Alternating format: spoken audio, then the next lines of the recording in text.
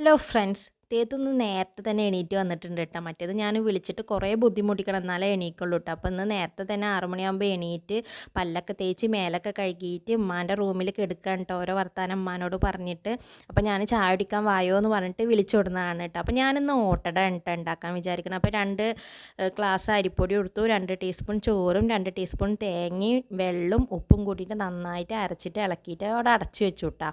എന്നിട്ട് മോളെ മദ്രസയിൽ പോകാൻ വേണ്ടിയിട്ട് ഒരുക്കാൻ വന്നു. അങ്ങനെ അവൾ ഒരുങ്ങി. കുറച്ച് ദൂരെയാണ് കേട്ടോ മദ്രസ, ഞങ്ങളെ വീടിൻ്റെ അവിടെ നിന്ന്. പോളെ കൊണ്ടാക്കി കൊടുക്കണം കേട്ടോ. അങ്ങനെ കൊണ്ടാക്കി വന്നിട്ടാണ് ഞാൻ ഓട്ടട ചൂടാൻ നിൽക്കുന്നത് കേട്ടോ.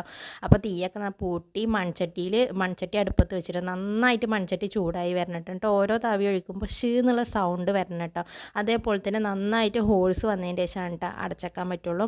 അങ്ങനെ എല്ലാ ഓട്ടടയും ഞാൻ ചുട്ടെടുക്കുകയാണ് കേട്ടോ. അങ്ങനെ എല്ലാ ഓട്ടടയും ഞാൻ ചുട്ടെടുത്തു. ഞാനും ഉമ്മയും തേങ്ങയും പഞ്ചസാരയൊക്കെ കൂട്ടിയിട്ടാണ് കേട്ടോ കഴിച്ചത്. മോൾക്ക് ഓട്ടട ഇഷ്ടമല്ല കേട്ടോ, എല്ലാ കടിയും ഇഷ്ടമല്ല. അപ്പോൾ അവൾ ബ്രെഡും മുട്ടയാണ് കേട്ടോ കഴിച്ചത് മദ്രസ വിട്ട് വന്നിട്ട്.